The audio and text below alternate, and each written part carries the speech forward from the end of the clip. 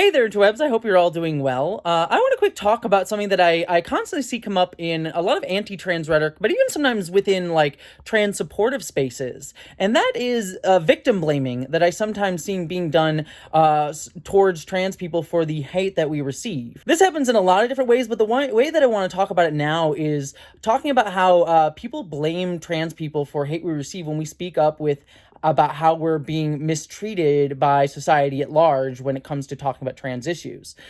For example, recently there was the dumbest of all dumb controversies and sort of like anti-trans rhetoric that surrounded a Hershey's commercial that just like simply featured a trans person for Women's Day. And I have to say, between Hershey's and M&M's being like right-wing talking points when it comes to like trans wokeism or whatever, I hate that like mediocre chocolate has now become like a talking point for like trans rights, apparently. That's annoying. But one of the things that I saw people say after this is like, oh, well, this is why trans people, like people hate trans people because they just shove themselves into these discourses all the time. That it makes the culture war around women, around trans people, versus left versus right, worse.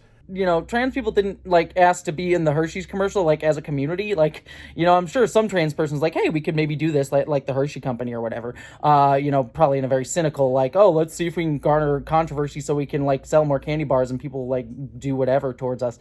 People are now hating on Hershey bars and hating on trans people because like trans people were visible. Like that's all we were. We like a trans person was visible eating mediocre chocolate.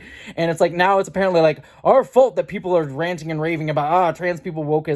And it's just like, again, it's just victim blaming. Like it's like you're punching us and saying, well, this is your fault. This is your fault that we hate you because, you had to appear in a chocolate commercial. Wild. So like that's one version of victim blaming that we see here, but I even see it go further when like trans people speak up about our own issues, and it sometimes comes even from trans supportive spaces. I'm not going to go into relitigating the whole Hogwarts Legacy boycott stuff. I was not going to die on the hill. Other people wanted to seem to think that I was going to die on the Hogwarts Legacy boycott hill. It's not what I said. Go watch the video that I made on it. I'm not going to relitigate that whole experience. But one interesting thing that I saw around that was like people sort of talking about like, oh, this whole discourse is making trans people be hated more. Like trans people like talking about Hogwarts Legacy and saying that J.K. Rowling is a transphobe and saying don't play the wizard game or whatever is making us hate you more. And it's like, no, if you hate trans people because of like a wizarding game debacle, you just are looking for an excuse to hate trans people. At least that's where I saw most of those responses from. Like, quite literally, a lot of the comments that I got on stuff like that were people who were already very clearly anti-trans, who were just using this moment to sort of, like, proudly proclaim that they were anti-trans, that this was the reason why, when they already kind of had that inclination beforehand. There are some that, in good faith, would try to argue that this sort of discourse around things like, Hogwarts Legacy would start to make trans people, quote-unquote, look bad,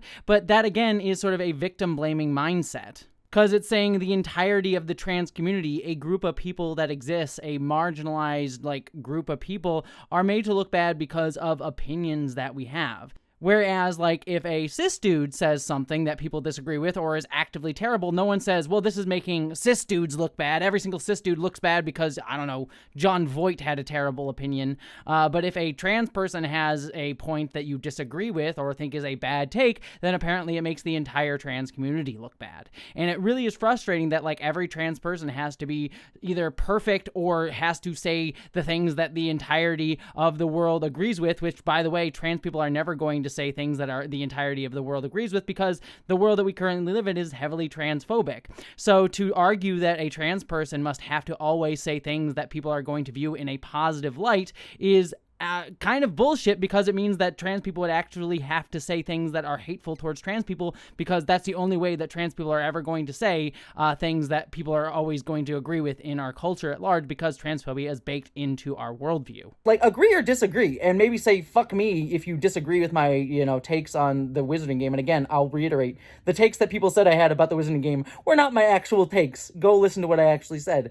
But like, you can disagree with me without like hating an entire group of people.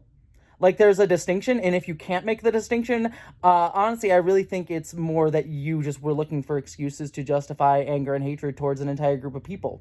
Like, agree or disagree with me as an individual, or like, you know, a thought that a lot of trans people have, or at least a group of trans people have, that's fine. That you know, I will have issues with that, but on a different level. But if you're like, I fucking hate trans people now because of this, yeah, I feel like that's a disproportionate response.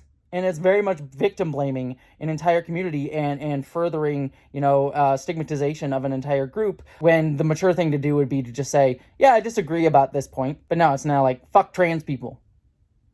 So that's just what I wanted to talk about. Anyways, live long and prosper, y'all.